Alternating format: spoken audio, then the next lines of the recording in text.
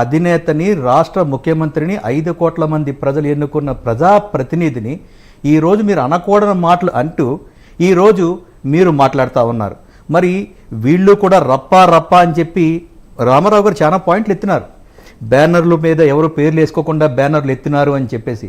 మరి మీరు కూడా ఈ కూటమి ప్రభుత్వానికి వ్యతిరేకంగా మీరు ఎన్ని బ్యానర్లు పెట్టారు, ఎక్కడెక్కడ పెట్టారు, ఆ బ్యానర్ల మీరు ఏ విధంగా మీరు దుష్ప్రచారం చేస్తూ ఉన్నారు.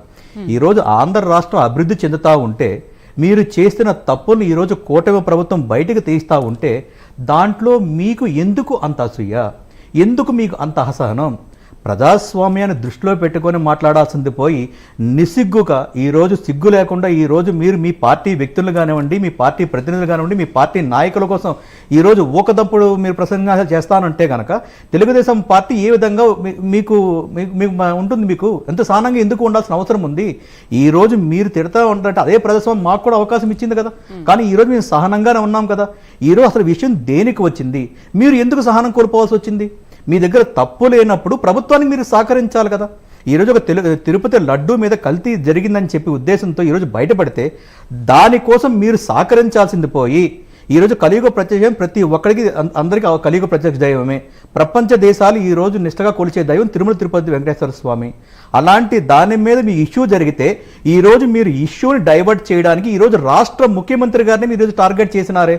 అంటే ఈ రాష్ట్రంలో రాష్ట్ర ముఖ్యమంత్రి గారికి భద్రత లేదు. తిరుమల కల్తీ లడ్డూలో అసలు ఏమి కల్తీ జరగలేదు అని చెప్పి పాప ప్రక్షాళన చేయడానికి మేము ఈ కార్యక్రమాలు చేపట్టామని మాట్లాడుతున్నారు కదా. ఈ రోజు అంటే పిల్లి కళ్ళు మూసుకొని పాలు తాగుతా ఉంటే ప్రపంచం చూడలేనంటే వీళ్ళు చేసిన తప్పులు ఎవరికీ తెలియదని అనుకుంటే పొరపాటు. వీళ్ళు 2019లో అధికారంలోకి వచ్చినప్పుడే 2019 అధికారం ఎవరు వచ్చినారండి? ఈ యొక్క వైసీపీ ప్రభుత్వమే కదా అధికారంలో ఉంది. వీళ్ళు వచ్చిన తర్వాత పాలసీలన్నీ కూడా మార్చుకుంటూ పోతా ఉంటే అప్పటికి మేము రాజకీయ ప్రయోజనాలు కాకుండా భక్తుల మనోభావాలతోనే భక్తులుగా ఈ యొక్క ప్రభుత్వాన్ని ప్రతిపక్ష హోదాలో మేము ప్రశ్నిస్తూ ఉంటే దానికి కమిటీ వేసింది 2019లో ఈ యొక్క వైసీపీ ప్రభుత్వం కాదా? ఆ ప్రభుత్వం చేసినప్పుడు దానికి IFTRI అని ఉంది, అది మైసూర్లో ఉంది. అది అంటే Indian food technology research institute అని చెప్పేసి మైసూర్ వాళ్ళు దాంట్లో క్లియర్గా ఇవ్వడం జరిగింది, రిపోర్ట్ ఇవ్వడం జరిగింది. దీంట్లో జంతు సంబంధించిన మాంస పదార్థాలు కానివ్వండి, కొవ్వుతో కానీ చేసిన దాంట్లో ఉన్నాయి, దీంట్లో అసలు పాలే లేదు అని చెప్పన్నారు. ఆ నివేదికను ఆ ప్రభుత్వంలో తొక్కుపెట్టింది ఎవరు? 2019 2020 వరకు ఎవరు ప్రభుత్వం ఉంది? మీ ప్రభుత్వం కాదా? అంటే మీ యొక్క నివేదికల్ని తొక్కుపెట్టి ఈరోజు మీరు మభ్యపడతా ఉన్నారు. ఇప్పుడు సిట్ అనే దర్యాప్తు సంస్థ ఇవన్నీ బయటకు తీస్తే ఆ నివేదిక కూడా బయటపడింది కదా. ఆ నివేదిక బయటపడినప్పుడు దాంట్లో క్లియర్గా ఉంది కదా. మరి ఇంకా ఆ రిపోర్ట్లో ఇచ్చినప్పుడు ఉన్నదానికి మీరు లేదు అని ఎలా బుకాయిస్తూ ఉంటారు?